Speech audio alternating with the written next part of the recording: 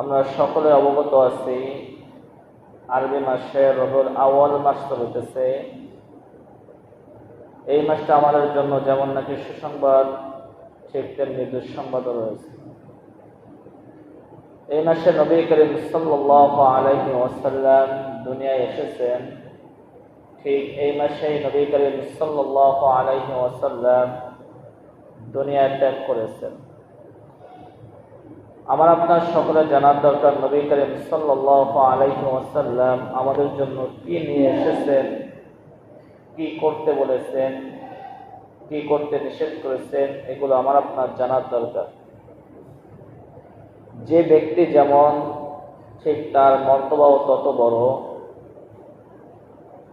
একজন প্রধানের আসার খবর শুনলে মানুষ আগের থেকেই অনেক কিছু ব্যবস্থা করে, পরিকল্পনা করে যে কিভাবে তাকে সম্মান দেওয়া হয়, সম্মান করা যায়। নবী করিম সাল্লাল্লাহু আলাইহি ওয়াসাল্লাম দুনিয়াতে আসার পূর্বে দুনিয়ার জায়গায় ছিল, কিন্তু মানুষের ভিতরে পশুর আচরণ হয়ে গেছে। পয়গম্বর ঈসা আলাইহিস সালাম থেকে প্রায় 500 বছর পরে আমার আপনার নবীজি এসেছেন। এই মাঝে যে গ্যাপটা থেকেছে, এই গ্যাপের ভিতরে কোনো নবী রাসূল না থাকার কারণে এমনভাবে জাহেলিয়াতের যুগ ধারণ করেছেন, অজ্ঞতার যুগ ধারণ করেছেন, মূর্খতার যুগ ধারণ করেছেন। মন চাই জিন্দেগি তারা জীবন যাপন লালন পালন করেছে। নবী করিম সাল্লাল্লাহু আলাইহি ওয়াসাল্লাম আসার পূর্বে তাদের বিবাহ ঠিক মতো হইতেছিল না। হাদিসে এসেছে জাহেলিয়াতের যুগে 4 প্রকার বিবাহে মানুষ আবদ্ধ হইতো। কয় প্রকার বলেন? 4 প্রকার মানুষের বিবাহ আবদ্ধ হইত। এক প্রকার বিবাহ হলো আমাদের যে নিয়ম নীতি সমাজে বর্তমান প্রচলিত আছে, যে ছেলে প্রস্তাব দিবে, মুরব্বীদেরকে নিয়ে দেড়মোহরের মাধ্যমে বিবাহ সংগঠিত হবে। ছেলে মেয়েকে দেড়মোহর দেবে। এখন যে বিবাহটা প্রচলন আছে, এটা অজ্ঞতার যুগও ছিল, নবী আসার পূর্বেই ছিল। এটা সর্বক্রমে জায়েজ, ওখান থেকেই আমাদের এই পর্যন্ত এটা জায়েজ আছে। দ্বিতীয় প্রকার বিয়ে অজ্ঞতার যুগে ছিল। একটা স্ত্রী ছেলে বিবাহ করে এনেছে, শুধু আত্মীয়তা বজায় রাখার জন্য নিজের স্ত্রীকে পরপুরুষের কাছে পাঠাইতো, যাও তুমি অমুক পুরুষের কাছে যাও, আমার স্ত্রী যদি অমুক পুরুষের কাছে যাইতে পারে, আর যদি কোনো সন্তান গর্ভধারণ করে তাহলে আত্মীয়তা মজবুত হতে। নাউজুবিল্লাহ বলেন, বলছেন মাসালা। নিজের স্ত্রীকে অন্য পুরুষের কাছে পাঠাইতো, ওই স্ত্রী যদি গর্ভধারণ করতো তাহলে নিজেকে গর্ববোধ মনে করত যে তার সন্তান আমার স্ত্রীর গর্ভে এসেছে, যাতে আত্মীয়তা মজবুত হয়। এই ধরনের বিবাহ কি নাজায়েজ? সম্পূর্ণ কি বলেন? নাজায়েজ। 2 নম্বর বিবাহ গেল। 3 নম্বর প্রকার বিবাহ ছিল একজন নারী পুরুষদের সাথে যাকে পছন্দ হবে তাকে তার বাসায় ডেকে নেবে, নিয়ে জিনা করবে। জিনা করার পরে যখন নাকি সন্তান দুনিয়ায় ভূমিষ্ঠ হবে, তারপর ওই মহিলা যে সমস্ত মহিলাদের পুরুষদের সাথে জিনা করেছে সমস্ত পুরুষদেরকে ডেকে আনবে। আনার পরে ওই মহিলার যাকে পছন্দ হবে, যাকে স্বামী বলে দাবি করবে, ওটাই তার সাথে বিবাহ বন্ধনে আবদ্ধ হবে। এটাও কি নাজায়েজ বিবাহ? এটাও জিনায় লিপ্ত হওয়া, এটাও কোন বিবাহর ধর্তব্য না। চতুর্থ প্রকারের বিবাহ, মহিলা তার ঘরের সামনে লাল পতাকা টানিয়ে রাখবে, যে মন চাবে সেই যাইতে পারবে। এরপরে যখন নাকি সন্তান দুনিয়ায় ভূমিষ্ঠ হবে, গণকের মাধ্যমে তাদের যে সন্তান হবে, ওই গণক যাকে বলবে যে ওইটা তোমার স্বামী, ওই স্বামীকে সেই মহিলা গ্রহণ করে। নাউজুবিল্লাহ বলেন। তাহলে 4 প্রকার বিবাহ। প্রথম প্রকার বিবাহ শুধু জায়েজ ছিল, আর 3 প্রকার বিবাহ কি বলেন? নাজায়েজ। তাহলে মনে করেন নবী আসার পূর্বে কত ধরনের গুনাহের কাজে মানুষ লিপ্ত ছিল, কতটা মূর্খ হলে এই ধরনের কাজ করতে পারে যে নিজের স্ত্রীকে অন্য পুরুষের কাছে পাঠাইতে পারে। এমনকি ওই যুগে এরকম ছিল, কারো যদি মেয়ে সন্তান হয়, মেয়ে কন্যা হয়, তাহলে ওই সমাজে তাকে রাখতে পারতো না। পিতা ওই মেয়েকে পাহাড়ের পর নিয়ে জ্যান্ত কবর দিত, নাউজুবিল্লাহ বলেন। নিজের কন্যাকে নিজে কবর খনন করে মাটি চাপা দিত। এরকম অজ্ঞতার যুগ আর আছে নাকি? এরকম নাই। বর্তমান যুগেও দেখা যাইতেছে সেই জাহেলিয়াতের যুগের কিছু কিছু আলামত এখনো দুনিয়ায় ভাসে।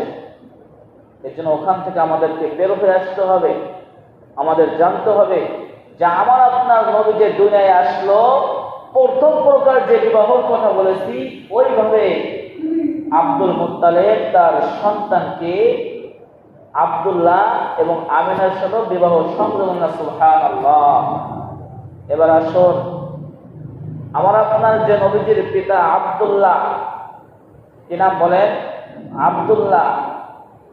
আল্লাহ রাসূল সাল্লাল্লাহু আলাইহি ওয়াসাল্লাম বলেন যে দুইটি মানুষ দুনিয়াতে কুরবানি হয়েছে। কয়টা মানুষ বলেন? দুইটি মানুষ। একজন হলো হযরত ইসমাঈল আলাইহিস সালাম, সকলে এই ঘটনা প্রসিদ্ধ জানা আছে। আর একজন হলেন আব্দুল্লাহ। আব্দুল্লাহর পিতার নাম আব্দুল মুত্তালিব। কি বলেন? নবীজির দাদার নাম কি? Abdul Muttalib. আব্দুল মুত্তালিবের ছেলে হলো আব্দুল্লাহ। লম্বা ঘটনা সংক্ষেপেই বলবো। আব্দুল মুত্তালিব মান্নত করেছে, আমার যদি 10টা সন্তান হয় তাহলে আমি একজন সন্তানকে মক্কা শরীফ অর্থাৎ কাবা শরীফের জন্য মান্নত করলাম, তাকে আমি আল্লাহ রাস্তায় দিয়ে দিব। আল্লাহ রাস্তায় কি করে দিব? কুরবানি করে দিব। এ কথা আব্দুল মুত্তালিব বললেন। আল্লাহ পাক রব্বুল আলামিন আব্দুল মুত্তালিবের ঘরে 10 জন পুত্র সন্তান দান করলেন। তার সমস্ত সন্তানদের ভিতরে আব্দুল্লাহর চেহারা একটু সবচেয়ে বেশি ভালো ছিল। আব্দুল মুত্তালিব চিন্তা করলেন, আমি মান্নত করেছি যে সন্তানটা আমার সবচেয়ে সুন্দর হবে, তাকে আমি আল্লাহ রাস্তায় কুরবানি করব। এভাবে আব্দুল মুত্তালিব মান্নত এখন পূরণ করতে হবে, মান্নত করা ওয়াজিব। আব্দুল মুত্তালিব আব্দুল্লাহকে কুরবানি দেওয়ার জন্য প্রস্তুত হয়ে গেছে। তা গ্রামে ওই সময় সমস্ত লোক এক জায়গায় জমা হয়েছে যে আব্দুল মুত্তালিব, তোমার সন্তানকে আমরা কুরবানি করতে দিতে পারবো না, কারণ এই আব্দুল্লাহর মতো এই মক্কা নগরীতে আর কোনো একজন পুরুষ নাই। সুবহানাল্লাহ বলেন। এমন সুদর্শন পুরুষ ছিলেন আব্দুল্লাহ। তাহলে কি করা যায়? বলে, তুমি যা চাও আমরা তাই দিতে প্রস্তুত আছি, কিন্তু আব্দুল্লাহকে কুরবানি করতে দিতে রাজি নয়। তখন তো ওই যুগের যে নিয়ম নীতি ছিল, যেটা আল্লাহর হুকুম যারা মানত তাদের অনুযায়ী একটা নিয়ম ছিল। তাহলে কি করতে হবে? চলো আমরা কাবা শরীফের কাছে যাই। কাবা শরীফের কাছে গিয়ে আল্লাহর রাস্তায় আমাদের যে পশু আছে, এই পশুগুলো আল্লাহর রাস্তায় কুরবানি করে দিব। তো ওই যুগের নিয়ম অনুযায়ী এক পাশে তীরে আব্দুল্লাহর নাম লেখছে, আর এক পাশের তীরে পশুর নাম লেখছে। প্রথমে 10টি পশুর 10টি উটের নাম লেখে এক তীরে, আর এক তীরে আব্দুল্লাহর নাম রাখে। এইভাবে এখন তীর্থ উঠানো হবে। আব্দুল মুত্তালিব তীর উঠানোর জন্য আদেশ করলেন।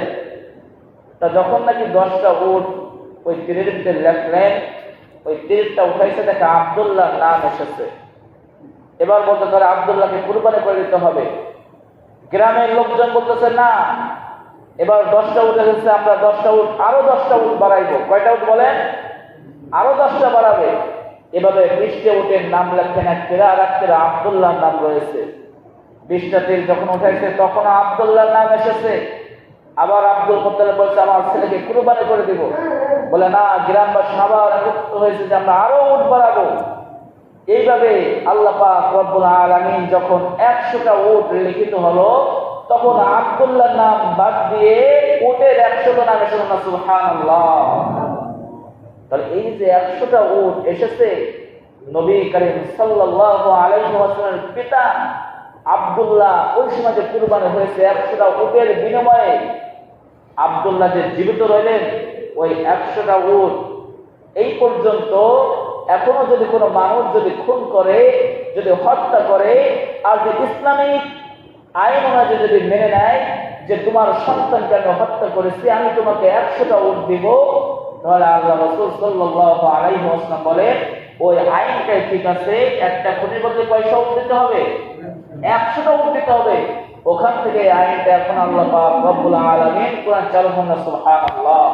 ওই যে 100টা উট সারা মক্কা নগরীতে কুরবানি করে দিল, পশু পাখির জন্য কিছু উট ছেড়ে দিল যে পশু পাখিরা উন্মুক্ত ভাবে খাবে।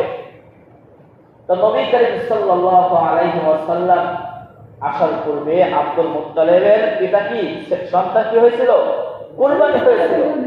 এবার আসুন, আব্দুল মুত্তালিব তার সন্তান যখন বয়সে পরিণত হলো, 25 বছর 23 বছর, কেউ কেউ বলে 23 বছরে নবী করিম সাল্লাল্লাহু আলাইহি ওয়াসাল্লামের পিতা আমিনার সাথে বিবাহ দেন। কয় বছর বয়সে বলেন? 23 বছর বয়সে বিবাহ দেন। 25 বছর বয়স যখন হয়, এক নিয়তে এসেছে যে আব্দুল্লাহ সিরিয়ায় ব্যবসা করার জন্য গিয়েছিলেন। আর একটা কথা আছে, নবীজির পিতা আব্দুল্লাহ কোন কাজের জন্য গিয়েছিলেন, মদিনা হিজরত করতে গিয়েছিলেন। ওখানে এক স্থানে মা আমেনাকে এখানে রেখে গেছেন এবং ওখানে যে ইন্তেকাল করেন। তবে মা আমেনা অর্থাৎ আমার আপনার নবীজির মাতা যখন নাকি 25 বছর বয়স আব্দুল্লাহর হয়, তখন কি হয়ে যায়? মারা যান। এদিকে আমার আপনার নবী মা আমেনার গর্ভে চলে এসেছে। নবী করিম সাল্লাল্লাহু আলাইহি ওয়াসাল্লাম যখন নাকি গর্ভে আসে, এটা অনেক ইতিহাস। মা আমেনাকে জিজ্ঞাসা করা হলো যে তোমার যে গর্ভে সন্তান এসেছে তোমার কেমন লাগে? নবী করিম সাল্লাল্লাহু আলাইহি ওয়াসাল্লাম মা বলতেছেন যে আমার গর্ভে যে সন্তান আছে আমি কোনোদিন টের না। সুবহানাল্লাহ। কি করে নাই? কোনোই টের পাই নাই। মা বোনদের গর্ভে যদি সন্তান আছে অনেক ধরনের অসুখে লিপ্ত হয়, কিন্তু আমার আপনার নবী যখন মায়ের গর্ভে আসে কোনো প্রকার কোনো টের পান নাই। নবী করিম সাল্লাল্লাহু আলাইহি ওয়াসাল্লাম যখন মা আমেনার গর্ভে ছিলেন সময় একেবারে সংকেত। নবী করিম সাল্লাল্লাহু আলাইহি ওয়াসাল্লাম মা যখন গর্ভে ছিলেন তখন সারা মক্কা নগরীতে শুধু সুঘ্রাণ আর সুঘ্রাণ। মা আমেনা যেখান দিয়ে যায় সেখান দিয়ে সুঘ্রাণ হয়ে যায়। নবী করিম সাল্লাল্লাহু আলাইহি ওয়াসাল্লাম দাদা আব্দুল মুত্তালিবকে বলে যে তোমার পুত্রবধূ আব্দুল্লাহ তো দুনিয়া থেকে বিদায় নিয়ে চলে গেছে, কিন্তু তোমার পুত্রবধূ এত সুঘ্রাণ ব্যবহার করে কি জন্য? তুমি কি জানো না কারো স্বামী যদি মারা যায় তাহলে তার জন্য সুঘ্রাণ ব্যবহার করা হারাম হয়ে যায়? তা তোমার পুত্রবধূ এত সুঘ্রাণ ব্যবহার করে কেন? মা আমেনাকে জিজ্ঞাসা করছে যে আমার সন্তান তো মারা গেছে, মক্কা নগরীর সমস্ত লোক বলতে তুমি সুঘ্রাণ ব্যবহার করতেছো। মা আমেনা ডাকতে বলে, শ্বশুর আমি সুঘ্রাণ ব্যবহার করি না। আমার সন্তান যখন নাকি আমার গর্ভে এসেছে, আমি যে রাস্তা দিয়ে যাই না কেন আল্লাহ পাক রব্বুল আলামিন সুঘ্রাণ ছড়া দেন না। সুবহানাল্লাহ। এটা ছিল আমার আপনার নবী আসা আগমন। নবী করিম সাল্লাল্লাহু আলাইহি ওয়াসাল্লাম যখন নাকি মায়ের গর্ভে ছিলেন, মা আমেনা যখন রাস্তায় বের হইতেন, মেঘের এক খণ্ড এসে মা আমেনাকে ছায়া দেন না। সুবহানাল্লাহ।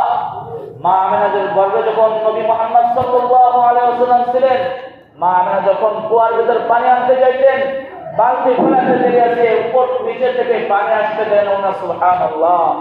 এটা হলো আমার আপনার নবী আসার আগ মুহূর্তে। আর নবী আসার পরে তো অনেক ইতিহাস, অনেক বরকতময় জীবন রয়েছে। এই জন্য রাসূল বলেন তলাবুল ইলমি ফরিদাতুন আলা কুল্লি মুসলিম, প্রত্যেকটা নরনারীর জন্য ইলমের শিক্ষা করা ফরজ। আপনি যদি নবীর জীবন জানেন, নবীর ইতিহাস জানেন, আপনি নবীর প্রেমে পড়ে যাবেন। আজকে আমি আপনি নবীর জীবন জানি না। নবী যেমন নাকি আমাদেরকে ভালোবেসেছেন, দেখেন নবী মৃত্যুর সময় পর্যন্ত আমাদেরকে ভুলে নাই।